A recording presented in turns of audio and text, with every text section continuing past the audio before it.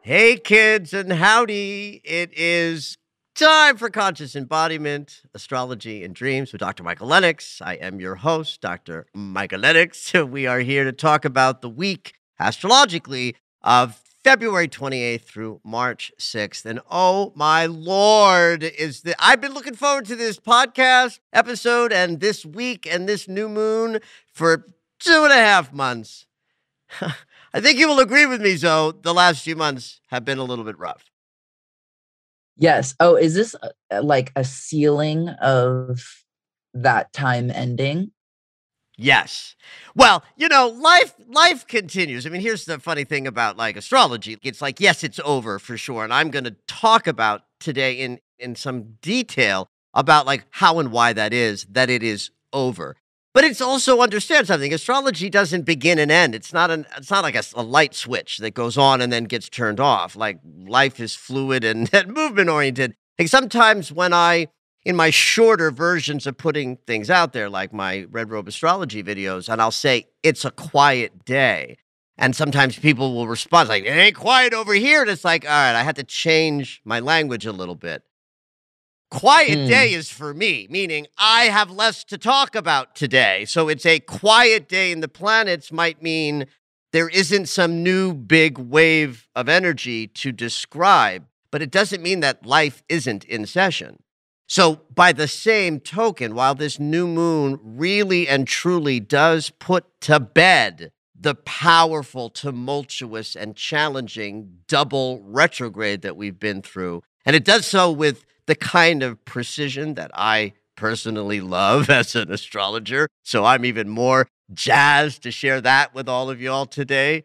Understand, it ain't a switch off. Yeah. And it isn't like, it's not like going to see a movie and then the movie's over and then you can talk about it. The experiences that were generated since late November, they've changed us completely. So of course it's not over.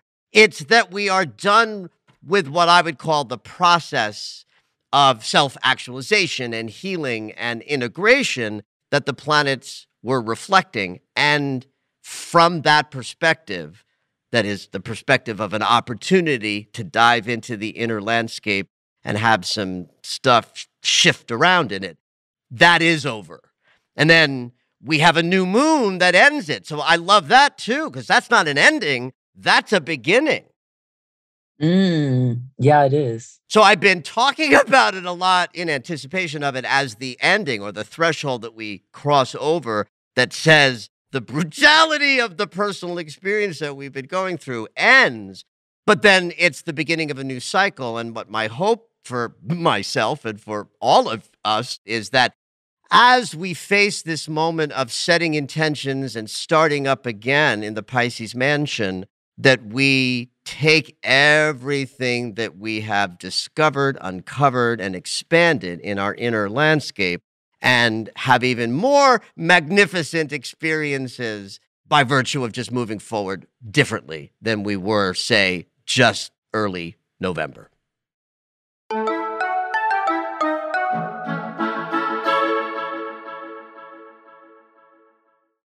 So in some ways, really, November does signal the beginning of our journey because it was in the third week of November, specifically November 18th, that Venus moved into the territory where she was going to backtrack over and hit the same little swath of the Capricorn mansion 3 times in total. That first act, which took place sort of between November 18th and December 19th, when she turned around, those 4 weeks really did give us a clue and a sense of what we were going to be grappling with emotionally when she did turn around. Now, one thing that I will tell you about my personal experience of this, because man, I'll tell you, this was brutal. Capricorn mansion starts in my first house of self and my south node of karma and the past and, the baggage we have to clean up in this life is also in my first house. And so I moved through those 4 months with really lovely emotional things brewing and relationship dynamics changing a little bit. So I kind of thought my Venus retrograde was going to be yummy, and it turned out to be incredibly difficult because it was forcing, allowing, however you want to put it, me personally to do a lot of digging into my past. And I suspect that something similar happened for a lot of other people simply because I have the pulse on what people are experiencing through my emails, my DMs on all the different platforms that I interact with, and people are telling me every day what they are experiencing.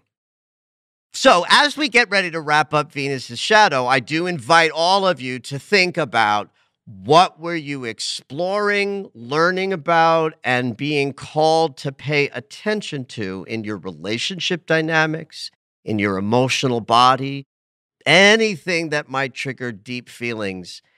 The process started in November.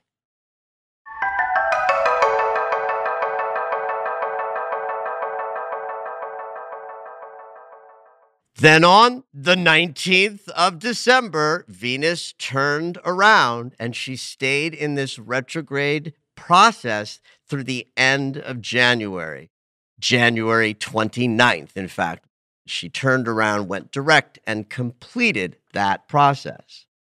So that was the juicy, deep part of the backward journey. I like to use the phrase, we were in the below. The below being, like literally below the surface of your consciousness a little bit. When the emotional body planet is hovering in the below, why that's so challenging is that most of the feelings that we express in our bodies is being triggered by thoughts we are having that are in the unconscious. It's one of the ways we know that the unconscious is expressing a conflict is it'll show up in our bodies as over-emotionality, anxiety, fantasies about things that reveal that you're frightened or in conflict about high-stakes emotional processes or relationships or experiences.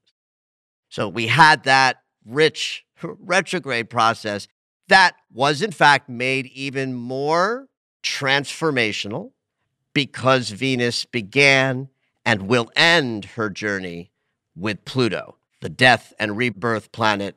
That's Pluto's way. Change happens in a number of different ways, and the two agents of change in astrology are Pluto and Uranus.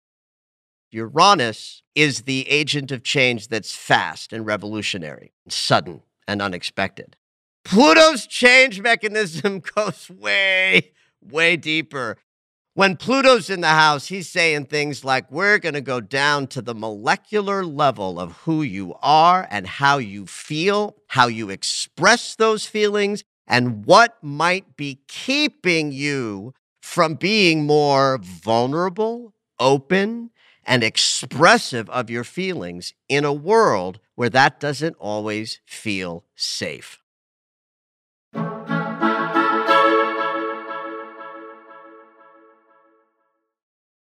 This process of Venus in these unconscious spaces with marching orders from Pluto really did a lot of stuff with us, for us, through us, and as us that facilitated great shift and change at the emotional level. That was ending last month, right? At the end of last month. Yes, in fact, January 29th was the day the retrograde ended and she turned around and went direct. Got it. This is an important moment to look back at if you want an overview of what you've been through that this new moon sort of puts a button on. When Venus went direct, I know in my experience, in my personal experience, the relationship that I was struggling with had a really interesting expression that day. Right? So it can really be as literal as this day is astrologically significant and it might be significant for you.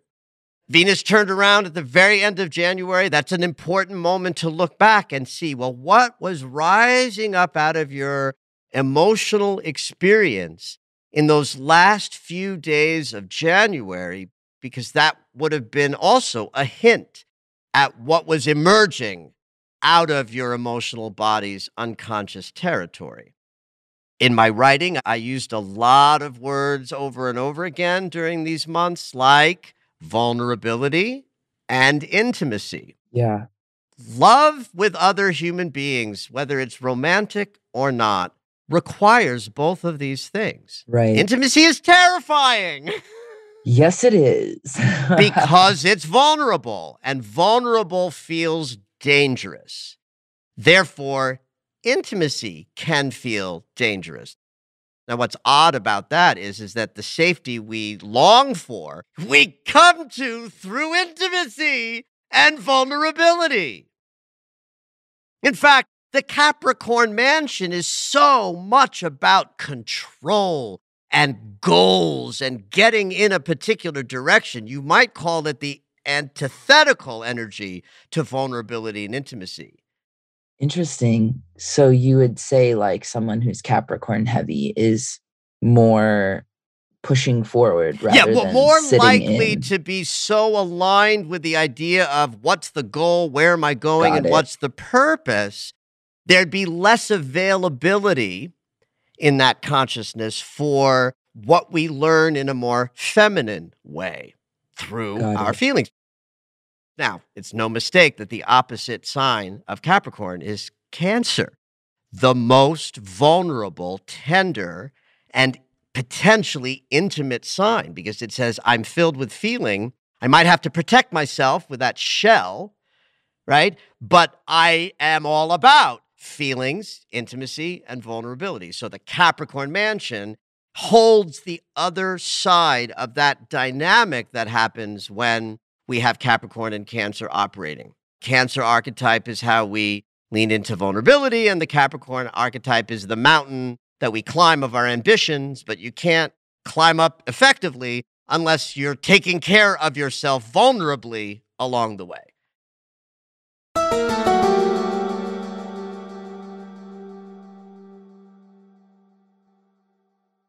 So all of this to just help you guys understand the power of all of this retrograde energy happening in the Capricorn mansion.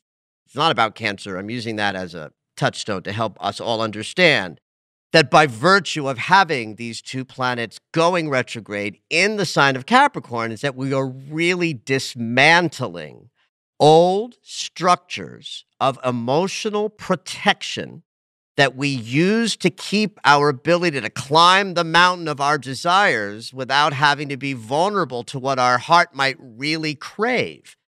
And these few months of this double retrograde is busting through all of that. Hopefully, the lesson we come out on the other side with is that I can know what mountain of ambition, goal, and desire I want to climb, and I can do it more openly, vulnerably, and intimately with other human beings because I've opened my heart at a deep level.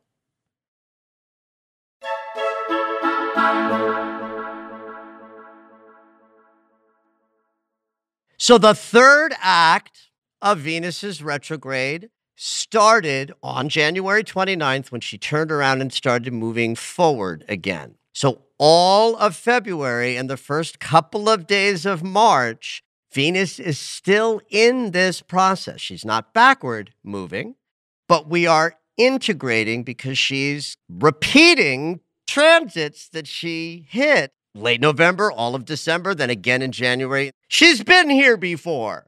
And Yeah. so we start this week off continuing to wrap up and learn what Venus's retrograde had to offer us. But she ends her shadow tomorrow, Tuesday evening at around 6:30 p.m. Pacific time. But who's counting?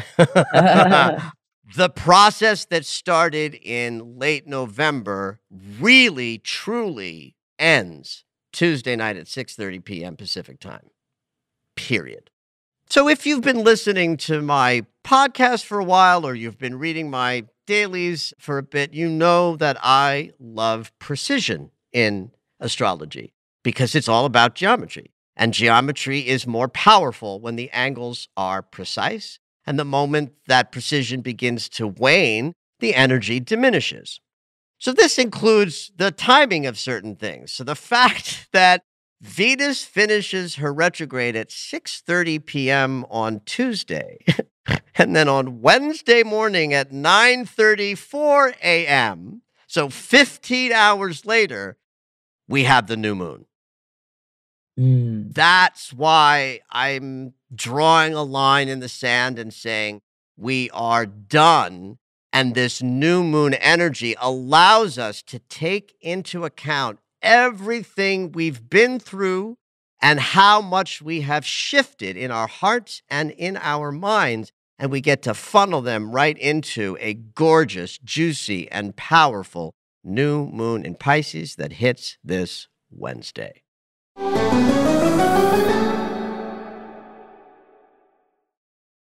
This new moon is stunning. Mm. It's so beautiful in the Piscean sensibility.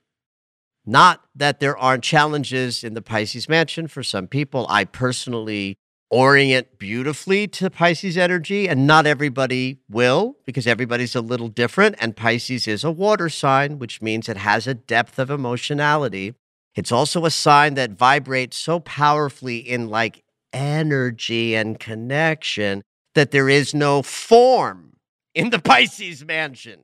And that can be very Mm. challenging energy for people who are more analytical or structural or earthy. So it's not like everybody loves the Pisces mansion, but it is the one that invented things like forgiveness, compassion, and a deep, abiding sense that our spiritual connection to the universe that invented us is constant, pre-installed, and not something that we can separate ourselves from. So in a new moon in Pisces, whether we are aware of it or not, we are setting intentions that come directly from our sense of anything is possible. When we understand how manifestation works, that everything begins as an idea in the unconscious, and that in the connectedness that Pisces invented, forgiveness and compassion is easy because this is the mansion where we understood or understand that you and I are one. So if I'm running around resenting and judging and attacking you, I'm doing that to me. Pisces teaches us that.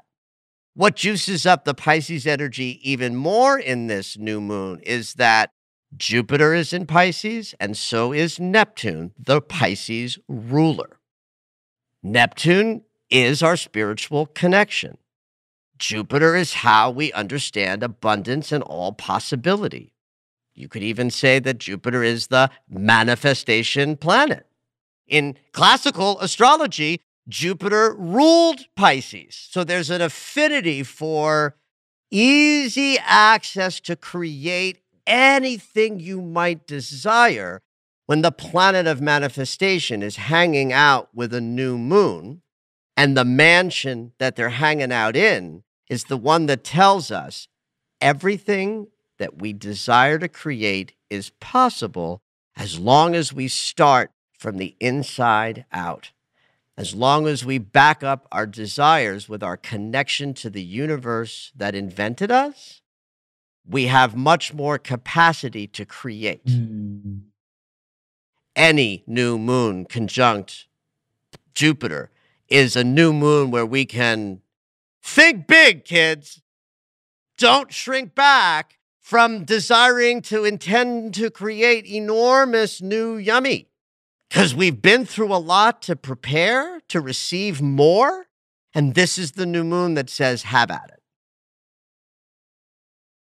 I'm a Pisces rising. Pisces season has hit me. In a way that you would call pleasant or challenging. Um, emotional, Yeah. I'd say. You know what I mean? Like, it's not challenging in the way that I can't handle it, Right. but it's not pleasant in that I just got to sit with You it, just you got to sit know? with it. And here's what I'll say about this, and this is going to be instructive for anyone listening. I promise you, Zoe, that next Pisces season won't be as befuddling, and last Pisces season wasn't as befuddling. Oh, interesting. Yeah, because as a Pisces rising, you will always vibe strongly with Pisces energy. But right now, we've been through this crazy double retrograde that no one is escaping. So the Pisces Mm, moment deepens our sort of inner experience of that. And I think that's valuable, right?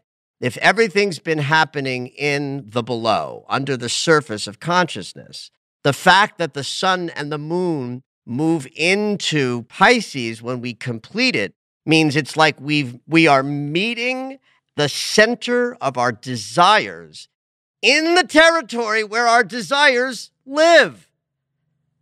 This is the complicated thing about being a human with desires, because we have them, we know they're there, but they originate from an unconscious place, which means some of how or why or what we desire comes from things that we don't know about.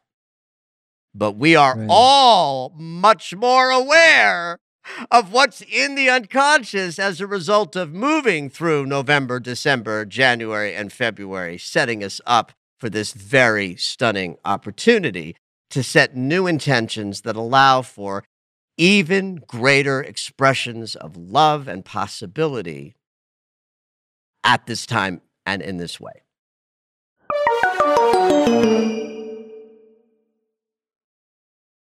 If you've been listening for a while, or you pay attention to astrology in other ways as well, you know that the planet Mars entered Capricorn a while back, and about a week and a half ago, Mars caught up with Venus, and they have been hanging out together for a while.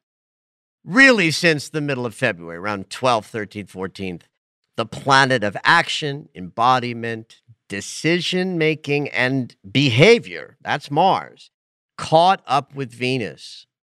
I love that he caught up with her after she was done with her backward motion, because she had with her all of this juicy, yummy, sensitive information that she gathered from our individual unconscious territory. So Mars catching up with her, here's that conversation. It's like, hey, baby, how you been? I haven't seen you in a year or two. Hi, honey, come on in. Have I got stories for you? That's Venus. And she unloads or opens up all of the rich materials she's got because she's been in the place where our desires live. Mars is the planet through which we cause our desires to become form through behaviors, choices, and actions. So the fact that Venus and Mars have been hanging out together for like a month, which is very rare and unprecedented, has been an incredible boon to us. That as we've been trekking through this deep emotional territory, we have also been empowered to make new choices and decisions even before the paint is dry on the new stuff we are learning. Mm. And that has a wrap up with this beautiful new moon, because when the sun and the moon are together at 12 degrees of Pisces on Wednesday morning, Mars and Venus will have caught up to Pluto once again. Now remember, Venus started this whole process by hanging out with Pluto for about a week. So she and Pluto, they had their congress all through that sort of middle of December territory. That's the time when Venus and Pluto were hanging out before she turned around. And then she turned around and hung out with him some more. And so what's happening in this new moon is Venus and Pluto are back together. And I just love that it's on the same day. It's exact on the same day as the new moon. That's like the most exciting thing for this astrologer, is this kind of precision. And this is another reason I've been declaring that this is a threshold. This is a completion. Pluto designed this whole setup. He's been in charge since November. So the fact that Venus and Mars are meeting with Pluto during that new moon on Wednesday, March 2nd, means there's a kind of completion of a process. And Mars's presence is the part of that completion that says, now I got this. I will take everything that you have offered me, you, Venus, you, Pluto, and move forward with all of this tenderness and vulnerability and willingness to try new ways of giving and receiving of love. And then as Mars moves around the zodiac over the next year and touches all of the chart points in everyone's natal charts, we will each be downloaded with even deeper capacities to behave in new ways because of what we've learned in November, December, January, and February, and early March. These few months are like the school we've been in. We graduate with this new moon, but we get to take the wisdom and move forward differently because we know more intimately who we are below the surface of our consciousness. The juicy piece of this is that Mars, Venus, and Pluto are all trining the north node of the moon during this new moon. That means all of what we are marshaling on the inside of our consciousness, creating a sense of self-actualization, wholeness, completeness, and new levels of integration, are going to sail us forward to the future that we're creating. That's what the North Node represents. So to have a new moon where we set new intentions with this powerful stellium of energy saying, now we get to move forward, that makes this an incredibly exciting new moon filled with possibility.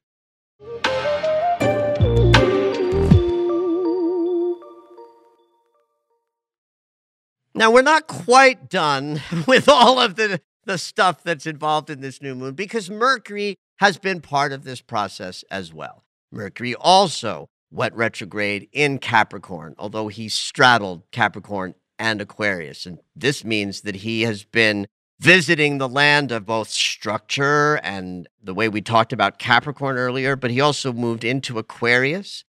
Understand that Mercury has borrowed both a sense of goal, purpose, and a powerful sense of how we're going to move forward. That's Capricorn energy.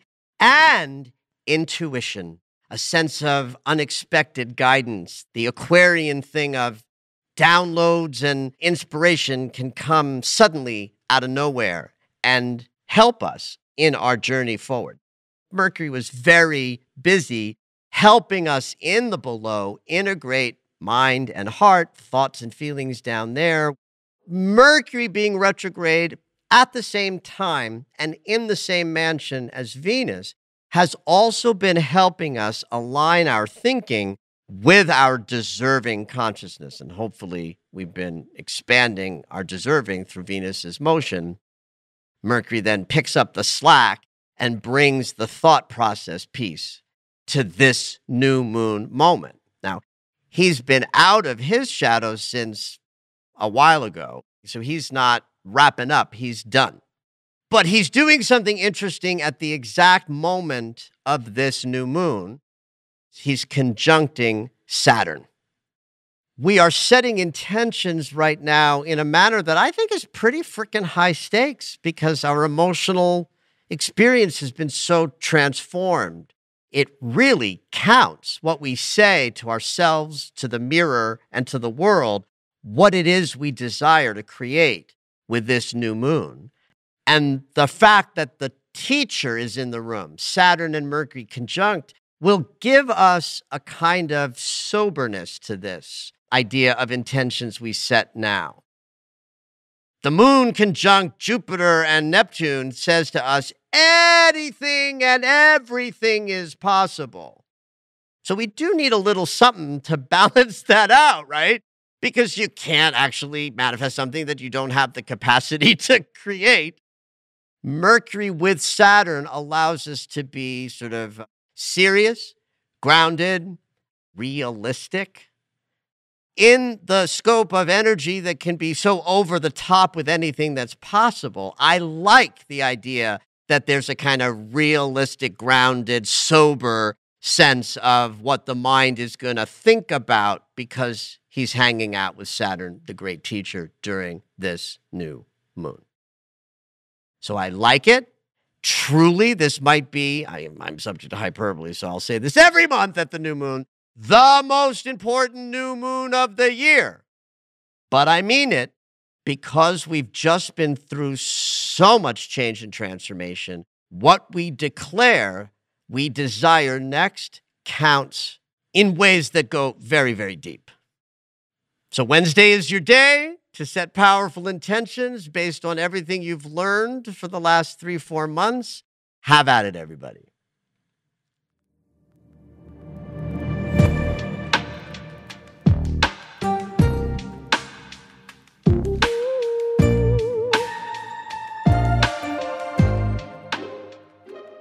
All right, it's dream segment time.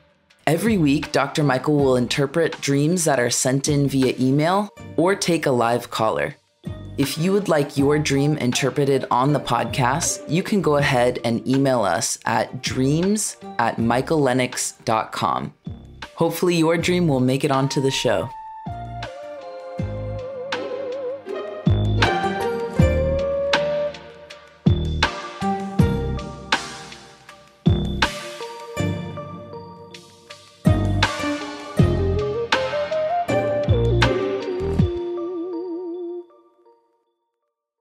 So I've brought in an email dream today. We have a short little one. I thought the dream with money was so interesting, and so I brought this one in as well. This dream is from Rachel. In my dream, a friend and I were in a country where we didn't speak the language. It wasn't terribly bright outside, maybe just after sunset, and we were leaving a restaurant and in an alley. A panhandler approached me and I gave him a coin. He tried to give me a $20 USD back. I refused, thinking he didn't understand. He was giving me more than I gave him. Instead, I offered him 2 coins. And this time, he tried to give me 2 20s. It didn't feel menacing like a trap or a scam, but I still refused. I wasn't going to take money from someone begging for it. Yes, I'm handling some delicate financial transactions right now, but I'm not traveling or going out to restaurants. The transactions are in relation to an all-encompassing long-term project that has my stress level blowing out my adrenal glands. Fortunately, the end is in sight. What are your thoughts, Ray? The panhandler approach, she gives him a coin, he gives her back a 20. Mm-hmm. Yes. Then she tries to give 2 coins. Oh, and then he tries to give back 2 20s. Exactly. So he always has the 20s. She always has the coins. Yes. Mm-hmm. It's a 1-on-1 exchange followed by a 2-on-2 exchange. Exactly. With her judging the process in the meantime. Mm-hmm. Okay. Clearly, it's a dream about abundance, prosperity, and a relationship to money. And the dreamer tells us exactly why. Oh. That there's a waking life experience that is challenging. It includes finances, and it sounds like it has some risk inside of it. Mm-hmm. So if we're in some territory that we've never been in before, like a financial conversation that is high stakes but new, that could be akin to the symbolism of a foreign country. Mm-hmm. Right? We're in a foreign country, and if all of what happens is about money and abundance, and the waking life story is about money and abundance, then the foreign country we're in is the country of abundance. Oh, okay. Where she doesn't speak the language. So she's got all of this waking life fear around what money does or doesn't do. That's usually what our fears about money are going to connect to, not about what it can do, but what happens when we lose it. There's something interesting to me about the timing of the dream, not the timing of having the dream, the time of day. right? It is still daytime, but just barely. Like we're not really in nighttime. We're in that sort of twilight just after sunset, and it's not very bright. That's interesting to me because we're not quite in a shadow dream, meaning we're not discovering something brand new. Mm-hmm. Nighttime dreams mean we're in shadow territory and exploring something that is not visible to us. That halfway between daytime and nighttime, where it's getting dimmer, means we're a little conscious of what this dream is showing us, but also a little bit not conscious of what this dream is showing us. Because there's enough light to see, but we're almost in nighttime. You know, a restaurant is an image of abundance and sustenance, meaning having enough to sustain us will often connect to images in dreams of food. And restaurant has certainly got a kind of abundant sensibility if you're able to dine out. But we're leaving the restaurant, so we're leaving the current, Rachel's current sense of what abundance looks like, and we're in the alley. The alley is the spaces between. It's a bit of a shadow scenario when we're in an alley because we're not in visible, social, interactive space where things can happen behind the scenes that nobody sees in the alley. So that means the psyche is opening up and saying, this is a little bit hidden, but not completely hidden. Similar to it's, not very bright out and kind of, sundown-ish. And alley is kind of visible, but also hidden, right? So both of these images suggest that Rachel is working through something that her psyche both knows a little bit about, but also there's more to learn in the shadow place. And then we get the panhandler scenario, and that's the juice. Right. That is the yummy nugget of this dream. It's what she's dealing with, right? In the Correct. alley of her mind. That's she's having issues with abundance. Well, she's with her rejection of abundance. Okay. There's something interesting about, I give the coin to the panhandler, which means I have an impulse to share. And the panhandler in this dream rewards the flow of abundance by multiplying it and bringing it back greater. This is a high-level spiritual trope about abundance. When we give from the overflow, we are returned with that abundance multiplied. This is a teaching. It's a spiritual teaching that says we must give money with the same delight that we receive money. And when we do that, it flows back to us. And this is what the panhandler is showing her. I express my generosity and my willingness to share of my overflow by giving you a coin. And you show me that from the places in shadow, the panhandler is a shadow character. It's a figure from below that says, I look like I don't know anything about abundance because I'm a panhandler. But in fact, what the panhandler is showing Rachel is that as you give to me, you will get back more. And she says, well, no, that ain't right. She argues, right? But then it happens above and beyond. She gives 2 coins. And he's like, okay, this is how this works. You give freely from the overflow, you'll get back multiplied abundantly. You go from 1 coin to one $20 bill to 2 coins and 2 $20 bills. That's the lesson.